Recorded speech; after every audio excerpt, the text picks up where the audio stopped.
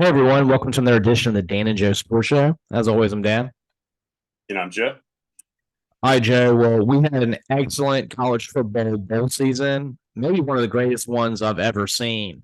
A lot of really great wins, and some of what I think are the most game-changing wins we've ever seen by programs we're not accustomed to seeing it. Tulane over USC and TCU over Michigan. And these are the ones that I want to start with. I mean, these are program defining wins and wins I think that give hope to a lot of the college football world that over the last 10 years of seeing Bama, Clemson, Georgia, Ohio State had maybe given up hope on the chances of their team ever winning a national championship or even making a college football playoff, or even when you get to a 12-team college football playoff, having a chance. And I think these games change some of those perceptions. Yeah, they probably did. You got some teams that have not been there recently, and then specifically you think about Tulane with that historic turnaround with the win-loss record. And Joe, it was not only incredible that they beat USC. I actually predicted Tulane to win this game. I thought that Tulane was better on the lines of scrimmage than USC. When I watched the end of the season, when you saw USC take on Utah, Utah dominated both sides of the line of scrimmage. And something with Tulane is they get the LSU rejects of players, but they also get some of the best and brightest people. Tulane's a fantastic school. It's one that has been in the SEC before, and I think it's one that, with its recent move to the AAC, has kind of increased its pedigree, gotten better players. And I saw this win as an opportunity, but what blew my mind is the way they did it. We're talking about coming back from 15 points down against the Heisman Trophy winner when he's having a great game with 4.5 minutes left. I mean, that's unreal, Joe. Yeah, it really was. And I think I saw a stat. I can't remember exactly the win-loss total, but I think the teams that were down by like 15 points or 2 touchdowns with under 5 minutes to go were combined maybe like 1 in 1,600 in the last so many years. And now it's like 2 because Tulane came back and won. And it was really cool for me locally because Deuce Watts had the big catch from Petal High School to set up one of the late touchdowns. That's right, Joe. I think that was the play that he got about an 80-yard catch, and they scored right afterwards to get the second to last touchdown. Yes, exactly. Yeah, and so here's the scenario right here. USC has got the ball. They're driving. They're leading by 15 points, about 4.5 minutes. They get stopped on about the 40-yard line, punt it deep. Tulane immediately hits Deuce Watts on that long play. They score right afterwards. They kick it off to USC, and it's not a squib kick or anything. The guy just catches the ball and then drops it. It goes out of bounds on the 2-yard line. And suddenly you're like, wait a minute. If Tulane can get a 2-point conversion, if Tulane can get a safety right here, suddenly they're a touchdown away from not just winning, not just tying, but winning. And the first play, I think USC runs it out. The second play, they do kind of a slow developing delay, and Tulane gets the safety. And then you're suddenly in your mind, you're like, wow, this is real. This is not a joke anymore. They really are in this game. And they get the last stop over the really hot Caleb Williams, who I think had something like 450 yards and 6 touchdowns. It's not his fault they lost that game. But that last series, he needed 1 first down. He couldn't get it. And then Tulane gets the drive. And, Joe, let me ask you, that touchdown pass that Tulane had, the first they ruled it incomplete. You saw the replay where you could see he got his hands underneath it even though he bobbled it. Did you think the refs were going to do the right thing? Because in my mind, I thought they were just going to say, call stands, go Trojans. I really thought they were going to stick it to Tulane right there. Yeah, I was pleasantly surprised. I feared that as well. But that last drive for me was just so heroic additionally because you had so many conversions. Like you had 4th down conversions. Like I think 3 of them, right? Yeah, you had the quarterback picking up, a first down on a 4th down, like 10 with his feet. And so just really miraculous how they were able to will themselves to that late touchdown. It was one of the coolest comebacks I think I've ever seen. Like that's a college football game that I was watching, but it'd be one that I'd like to go back and rewatch in full because it was just that exciting and good, especially that last little bit of it. Yeah, I mean, it gives you some, renewed hope. Like you talked about, the lack of parity in the sport. It felt kind of turned back the clock to me to the excitement, that I used to feel like, 10 or 15 years ago watching a lot of these games. Yeah, I mean, it used to be kind of exciting when you had the BCS, when you'd have the 1 and 2 playing, and you'd have that one outside team with the chance to take on the big dog, and that was kind of like a real reward for them. This felt like that. But what's even more exciting for me is I look at a future that we have that's 2 years away, a 12-team playoff. This Tulane team would be in it, and they would have had a chance to take out someone like USC in the first round. And I think they showed that they should get that opportunity. And moreover, Joe, I think that they ought to make it to where whatever group of 5 team makes it, if they're only putting one in, however they're doing it, they should get to have a home field. Because during the AAC championship game, getting to see Tulane's home crowd when they beat UCF, those guys were lit. That was an amazing atmosphere. And I think it'd be so cool to see a team like Tulane or UCF or not Cincinnati or Houston because they're moving on, but some of these other like lower level group of 5 teams getting to host a playoff game, I think would be amazing. Yeah, Dan, that would be really cool. It's really worked out well with their home stadium. That's been really an electrifying atmosphere. And then finally, Tulane, obviously an incredible season, 12-2 record. But ironically for me, living in the Hattiesburg area, their 2 losses are to 2 Hattiesburg connections with Southern Miss and then John Rice Plumlee, who's from Hattiesburg. That's right, Joe. And speaking of Southern Miss, I was at their bowl game, and what a showing that was. It was really fascinating in a lot of ways. First off, I've been to all of the Southern Miss games before, but I'd never been to a game where I was cheering for Southern Miss. And it was a great crowd on the Southern Miss side. They all kind of showed up for it. And what I thought was so fascinating about it is I knew very little about Rice. I mean, I think really the sport I thought of him in was baseball. And I knew it was kind of a smaller college in Houston. But it was so fascinating to see Southern Miss having so much more resources and such a bigger budget and everything they did on football than Rice. I mean, you saw the Southern Miss band go out there. It was like 10-1 Southern Miss band members to Rice, which was like 8 people out on the field. You can even see with the uniforms, with the hype videos. And it really just shows you like how big you have to be like in the elite in college football, because Southern Miss has such a great like amount of, amount of effort and resources put into football, but they pale in comparison to your Alabama, Auburns, Ole Misses, Oklahomas, etc. But Southern Miss has that level of gap above Rice as to what there is between the SEC members and Southern Miss, and it was really interesting to see that. And the fan support, it was like about 6-1, like Southern Miss fans to Rice. So that was something I kind of thought was interesting right off the get go. And then of course the next thing and the greatest thing about it was the incredible performance that Frank Gore Jr. had. 328 yards. It was a bowl game record, the most rushing yards ever by a running back in a bowl game. And I mean, just to cap it all off, I had a Southern Miss fan sitting in front of me, telling me, how well he thought about Frank Gore and how he had told his son like to do things the right way, and that there's no way he's going to transfer even though he's having this kind of game. And sure enough, the next day, like Frank Gore Jr. came out and said, "Guys, I'm coming back for another year to Southern Miss. I don't care who calls me, I'm not transferring." No, I think that's great, for Southern Miss because, you're excited. You want to celebrate that, the historic stat of that game. But then also, in the back of your mind, the fear is, in this NIL age that we live in, is he going to enter the transfer portal? So definitely, very reassuring to hear that news. It is. And, you get all that and you get a meme and a gif out of it. Chill, Auntie, where his aunt's like trying to talk to him during his post-game interview, getting all excited. And he's like, "Oh, chill, Auntie." I love that. Hey, another cool thing. I think he's got Go ahead. No, good. I think he's got a bright future. He kind of shows that personality too.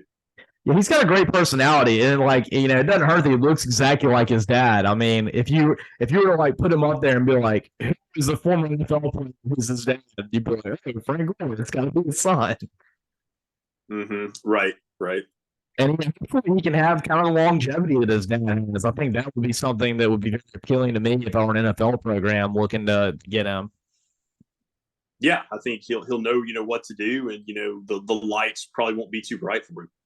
Absolutely. Um, but yeah, another cool thing during the game is we got to meet Alyssa Lang. She came over and talked to our section. She was very nice, really accommodating, and kind of cool to get to see someone on ESPN that really lives up to the bill of being a nice and a good person. I think that's great. I've always been impressed with her reporting. I think that's awesome that y'all got to see her. Yeah, so good shout out to her for being really nice to everyone in our section, taking pictures. And, she's gotten a lot of notoriety lately, I think mostly because of the great Mike Leach wedding interview, but she definitely deserves her elevated status in ESPN, I think. Yeah, yeah. Joe, speaking of elevated status, how about TCU right now? We all have been impressed the entire season. I've compared them multiple times, and including to my cousin Jack, to get him excited to the 2010 Auburn team because I see a lot of similarities. You have a great quarterback, one who kind of does everything himself, a Superman type. You had Auburn with Cam Newton, TCU with Max Duggan. You had a really solid running back. Auburn had Mike Dyer. They got Condre Miller. You had one show-stopping receiver. TCU's got Quinn Johnson. Auburn had Smooth. The guy was incredible. And then you really, the only thing that TCU doesn't have is they don't have that one defensive player like Nick Fairley. But the defense reminds me similarly in that they give up a decent amount of points. They're really good in second halves, and they'll have games like against Texas where their offense doesn't play that great, but their defense plays out of their minds. And so it's just a really great team effort that they're able to do, and they come back in all these games, just like Auburn had that season where I think we were losing by 10 plus points in 4 different games. Clemson, Alabama was 24. I think Georgia was beating us by 17. South Carolina was beating us by 17. TCU has had multiple games like that. I think Oklahoma State, Kansas State, and they're able to do that kind of stuff. But Joe, no one gave them a chance against Michigan. I thought they, in my mind, I toyed with the idea of picking the upset, but I thought that was a little too out there just because Michigan looked so dominant. I mean, over teams like Ohio State and Penn State. And I saw Penn State in person, and that's a very good football team. And they showed it against Utah this week. But TCU came out there and they stopped Michigan, 4 times in the red zone for no points.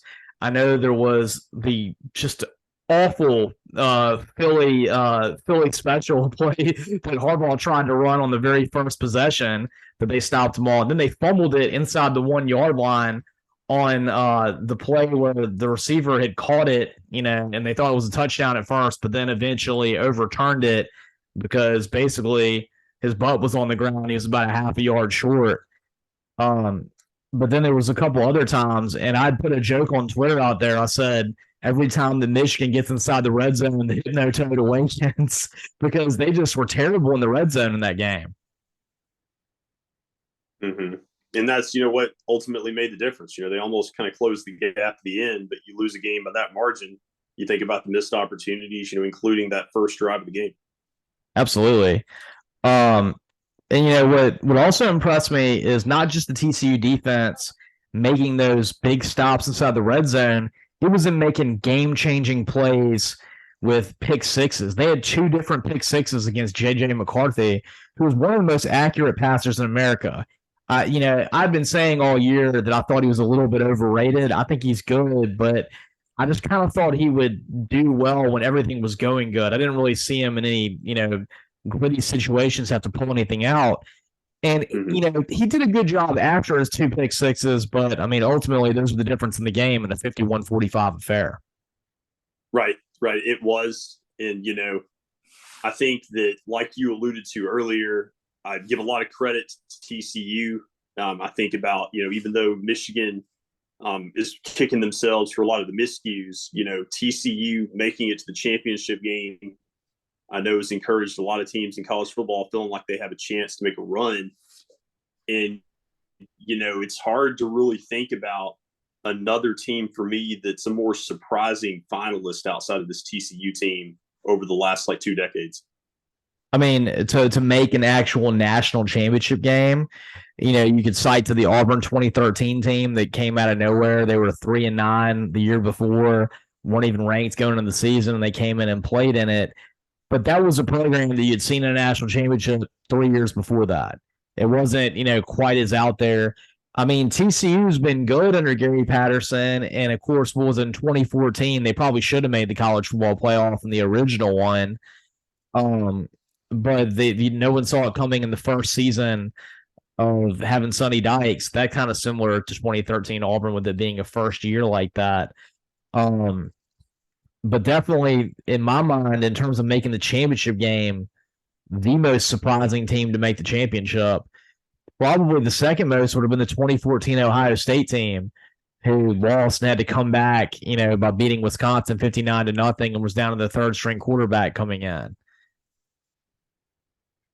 Yeah, I mean that was definitely storybook there. But I think you bring up a good point that it's the program, like Auburn making it. They had been there recently in 2013, prior to 2013. This TCU program, while they had previously had success, just did not see it coming with the first-year head coach. No, you see it coming with the first-year head coach. They had never made the playoff. And you think about some of these teams that have made the playoff that you weren't, that didn't have the history of doing it. Washington got beat pretty badly by Alabama. Cincinnati got beat pretty badly by Alabama. There's going to be a lot of Alabamas in this sentence. Oregon made the championship game, but they've been there. They played in 2010 against Auburn, and with Mariota, they won the first one, but then got beat badly by Ohio State. But really, in TCU is by far the most surprising one to make the championship, because at that point, I would have considered Oregon a little bit of an outsider, but more close to a blue blood than to an outsider. And also, I think I heard correctly that this TCU team, I don't think they had a single player that had played in a bowl game prior to the Fiesta Bowl. That's just crazy. And I mean, you think about they did all this with a backup quarterback. And I think this is a great story too in this world of NIL deals and transfers, that sometimes the best place for you is the place you've been. Max Duggan had started for TCU for 3 years. The fans weren't enamored with him. And they get Chandler Morrison, Chad Morris's son. He's a hot shot recruit out of Texas. He's the starting quarterback, but he gets injured, and Max Duggan takes the second chance, and he makes the absolute most out of it. Mm-hmm. Yeah, so impressive. What he's done this year. Right, and I'm going to end this show by going to this real quick. Makes me think of Tennessee. I think Joe Milton's a guy who probably thought he was going to be the starting quarterback when he went to Knoxville. Hendon Hooker quickly surpassed him, and of course is in line to make a lot of money now, be a first-round draft pick, someone who I thought should have been invited to the Heisman Trophy ceremony. Joe Milton went out there and completely destroyed the five-star Cade Klubnik, supposedly do everything kid for Clemson, made him look like a freshman, and Tennessee just looked incredible and just beating down Clemson. Yeah, I mean, you have to give them a lot of credit. And, this is a big win that will, get them maybe poised for next year. And, we'll see if they can compete with Georgia. Absolutely. I mean, in terms of the teams that didn't win a college football playoff game but got themselves set up for next year, Tulane, you get that huge win. You think maybe in a 12-team playoff, we can be in there, we can win a game. Tennessee moving into next season, we missed and stumbled the opportunity to make the college football playoff. We're really priming ourselves to be a team that's going to be a perennial contender under Heupel to make a 12-team playoff and maybe even make the playoff next year with a really great quarterback in Joe Milton being your starter. Yeah, I think that'll be the big question over the offseason. Who is the 2023 TCU? That's right. And the big question leading into the break is, how do you listen to us? You can check us out on Spotify, the Dan and Joe Sports Show on Spotify. You can subscribe to our YouTube channel, the Dan and Joe Sports Show YouTube channel. And, of course, you can follow us on Twitter at DJ Sports Show. And as always, I'm Dan. And I'm Joe.